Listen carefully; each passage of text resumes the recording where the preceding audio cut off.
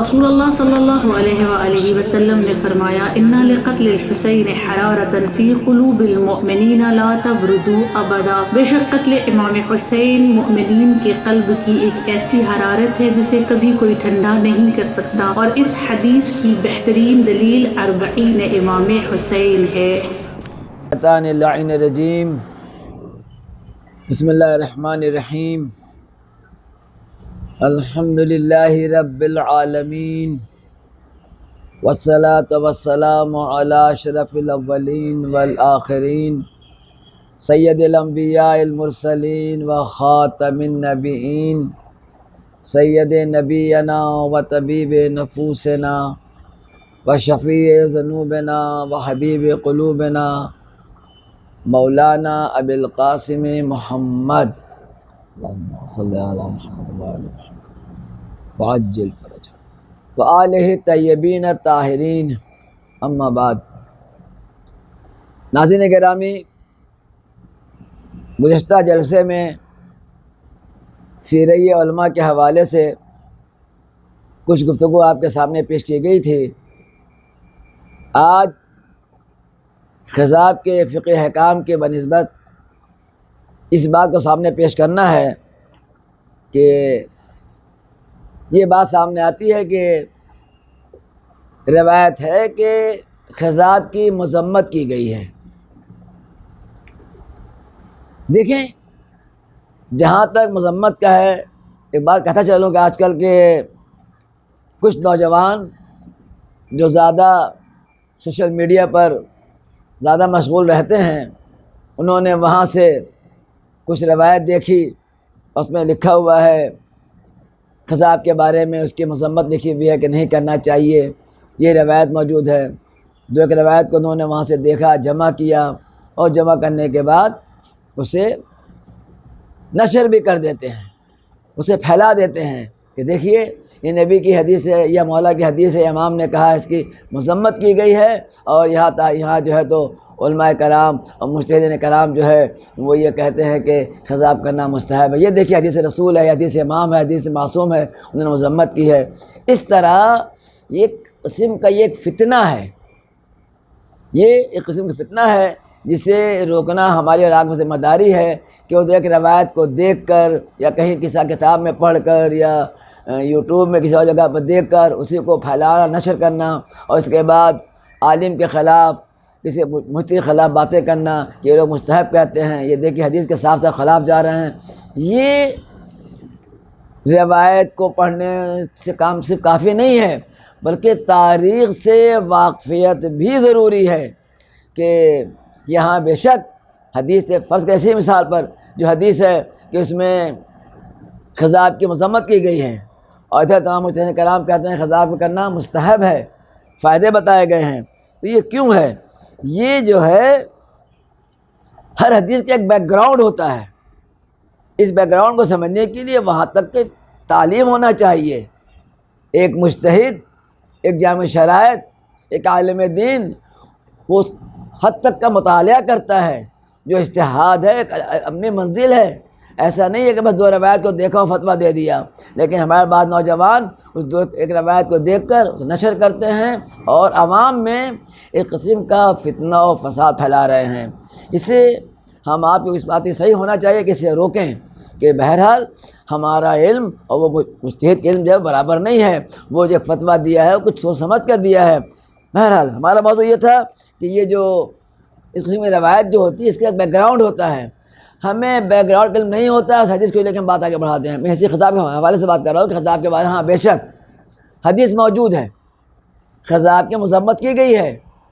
لیکن کیا ہمیں پتہ ہے کہ خضاب کی مذمت نبی نے کی یا کسی مولا نے کی تو کب کی گئی تھی، کس موقع پر کی گئی تھی؟ حاضرین مجلس، وہ ایک خاص موقع تھا جس موقع پر خضاب کرنے کے لیے مذمت کی گئی تھی۔ یہ زمان و مکان فرق کرتا ہے۔ وہ کون سا زمان و مکان تھا؟ جس وقت پیغمبر اسلام کی شہادت ہوئی تھی، اس کے بعد یہ کہا گیا تھا ہاں کہ خضاب نہ کریں، اس وقت خضاب نہ کریں۔ خضاب کی مذمت کی گئی تھی کیونکہ ایام غم ہے، ایام سوگ ہے، پیغمبر شہید ہو گئے ہیں، پیغمبر کی وفات ہوئی ہے، شہادت پیغمبر ہے، لہذا ایسے موقع پر ہم خضاب نہ کریں۔ وہ ایک زمانے مخصوص اور مکان مخصوص کے لیے حساب سے ہے، نہ کہ ہمیشہ کے لیے۔ اب چونکہ وجہ سے ہم عرض کیا کہ چونکہ بیک گراؤنڈ ہمارے معلوم نہیں ہوتا ہے بعض نوجوان کو، اس کی مثال اکثر جگہ دیکھیں گے آپ، اس قسم کی باتیں آنے کے بعد خود آپس میں ایک قسم کا ایک فتنہ و فساد سامنے چلا آ رہا ہے، کیونکہ وہاں تک ان کی رسائی نہیں ہوتی ہے، اس علم تک پہنچ نہیں ہوتی ہے، اس قسم کی باتیں سامنے آتی ہیں۔ لہٰذا ہمارے نوجوان کو گزارش ہے اس قسم کی بات کو پہلے سمجھیں، غور کریں، اس کے بعد بات کو آگے بڑھا نشر کریں۔ وہ صرف ایک بات نشر کر دیا کہ ہمیں یہ دیکھنا نہیں ہے کہ نشر کرنے کے بعد اثر کیا ہو رہا ہے، ہم یہ دیکھتے ہیں کہ ہمیں لائک کتنا مل رہا ہے، زیادہ ہمیں لائک ملے گا ہمارا فائدہ ہوگا، لیکن حقیقت تو یہ ہے کہ جس سے وہ فائدہ سمجھ رہے ہیں خود ان کے لیے بھی نقصان ہے، عوام کے لیے، معاشرے کے لیے آئندہ چل کر نقصان دہ ثابت ہوتا ہے۔ بہرحال مقصد یہ تھا کہ جو خضاب کی جو مذمت کی گئی ہے وہ وقت تھا وفات پیغمبر کا، ورنہ اس کے علاوہ حدیثیں بھری پڑی ہیں خضاب کے مستحب کے بارے میں۔ دوسرا موضوع، حالت خضاب میں جس وقت انسان مرد و زن خضاب کیے ہوئے ہیں اور اس کے دھونے سے پہلے اگر وہ ازدواجی معاملات انجام دیتے ہیں تو اس بات کا احتمال پایا جاتا ہے کہ جو بچہ پیدا ہو وہ بچہ مخنث پیدا ہوگا، نہ مذکر نہ مؤنث بلکہ مخنث۔ مخنث سے مراد جسے ہماری زبان میں ہجڑا کہتے ہیں، اس بات کا احتمال ہے کہ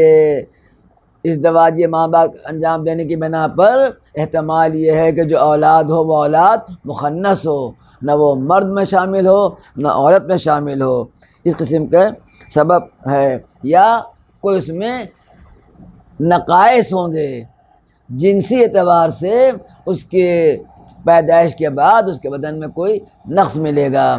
اس قسم کی حدیثیں موجود ہیں۔ جب اس حدیث کو اس وقت جب ایک مرجع موجود ہیں ام المقدسہ میں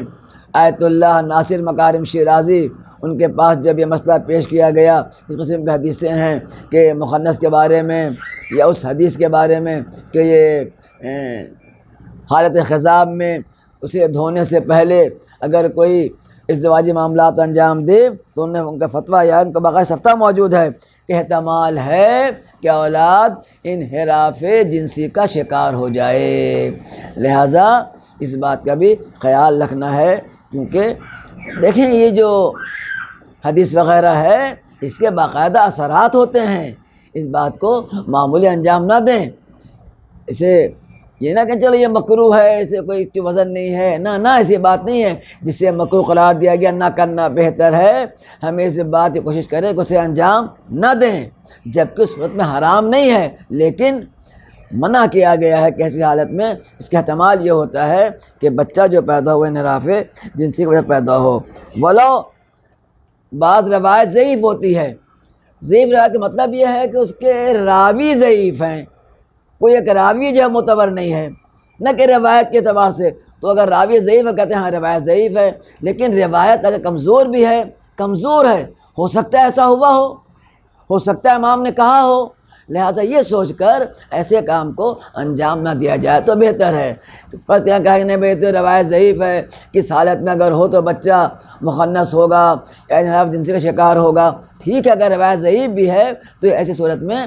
احتیاط کرنا زیادہ بہتر ہے تاکہ کسی ایسے مشکل میں انسان نہ پڑ جائے۔ وآخر دعوانا الحمدللہ رب العالمین۔